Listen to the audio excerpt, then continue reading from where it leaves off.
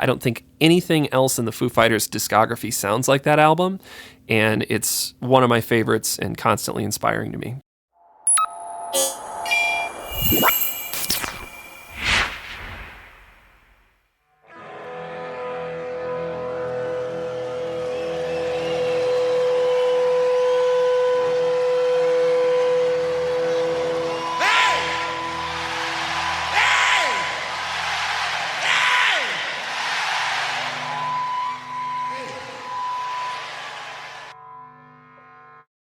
Hi everyone, welcome back to Foos Files, the podcast for fans of the Foo Fighters. It's Dan here, just dropping in with a short little episode to say happy anniversary week to the Foo Fighters' debut album. Now, I'm not doing anything too in-depth, A, because I've been pretty busy over the past few weeks with stuff away from the podcast, and B, we did cover it pretty extensively back in episode 2 with Barrett Jones, the producer, who helped Dave Grohl bring the album to life. Nevertheless, we had to do something to acknowledge the fact that 30 years ago this week, 4th of July 1995, was the release of the self-titled Foo Fighters debut album. So we've had a few messages about it, including some voice notes from a couple of regular listeners to the podcast. We're going to play those shortly. And then also the band have been flooding their newly created Substack account over the past fortnight with field notes from all of their major releases over the past 3 decades. Apart from, as a few people pointed out, they did skip the St. Cecilia EP, which is a bit of a mystery. Amusingly, for the debut album, they pulled out a quote from a piece by Rolling Stone which said, "Then there was the name of Grohl's new group, Foo Fighters. Sounds like an unpromising spin-off of the Mighty Morphin Power Rangers." So that was pretty funny. And then we also got a variety of press cuttings, photographs, and also Beavis and Butthead doing their commentary of the I'll Stick Around video too. My personal reflections of the album? Well, as I've alluded to before, I was a bit of a latecomer to the band. I started listening from There Is Nothing Left to Lose and kind of worked backwards from there. So when I eventually heard the debut, I had other stuff to judge it against, whereas those who've been fans from day one didn't as such. But I love it. Of their 11 full-length albums, it's certainly up there. I'd probably put it in my top 4, maybe higher, depending on which side of bed I wake up on a particular day.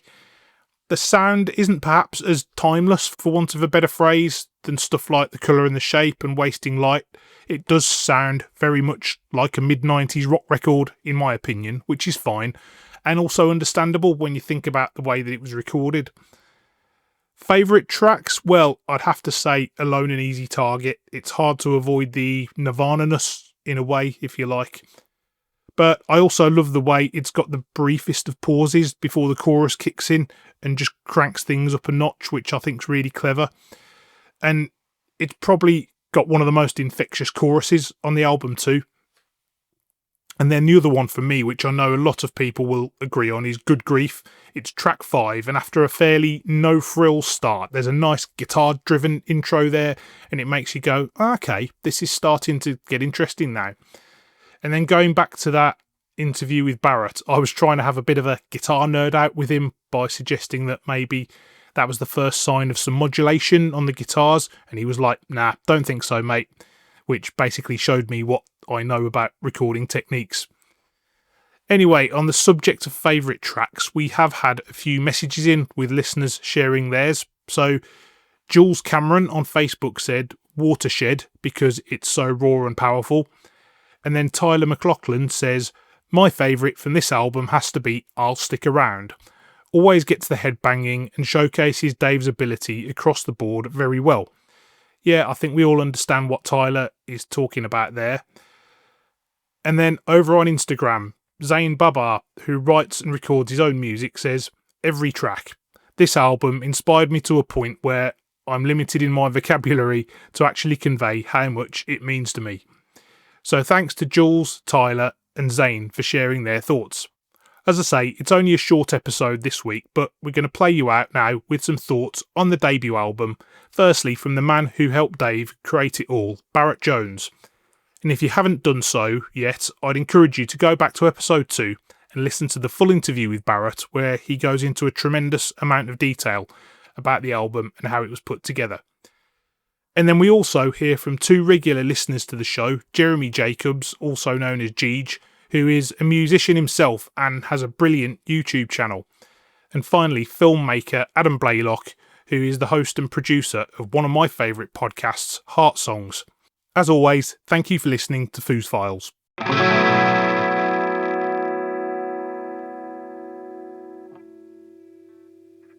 I knew it would be huge.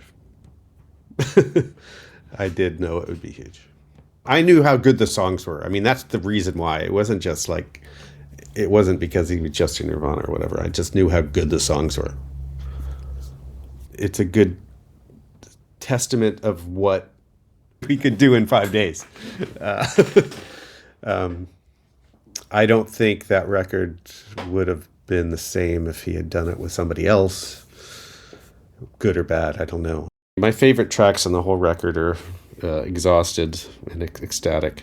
I just loved the guitar wash on it. Exhausted, just the vibe, the actual vibe of the song, you know, it just, that song spoke to me more than the rest, I think. Just it's kind of my style of music more, I think. The demo of that we did, the guitar sound was just amazing. I had this broken amp that had died by the time we made the record. So I never quite got that sound again, but still was cool guitar sound on there.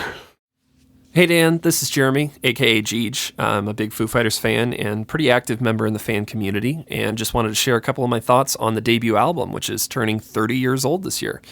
I would say my favorite Foo Fighters track in general is Good Grief. It just has such a nostalgic, unique sound to it. I don't know, something about that guitar line in there just makes me feel like a kid in the 90s. I love it. But I'm particularly partial to a lot of the songs on this album. I don't think there's a skippable track on this whole record. I really like the songs that kind of have more of the melancholy sort of shoegaze vibe. So like Floaty, Ecstatic, and Exhausted specifically, I think is just such a powerful vibe that he created with that. And I've described it before as feeling like, it sounds like what a sunburn feels like, you know. It's just you get done mowing the lawn and then you're just melting into a puddle on the couch. Like that's what it feels like to listen to that song. And I think it's a really unique sound. I don't think anything else in the Foo Fighters discography sounds like that album.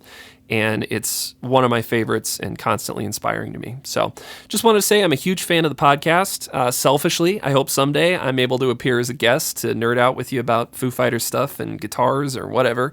But in the meantime, I will be listening and keep up the great work.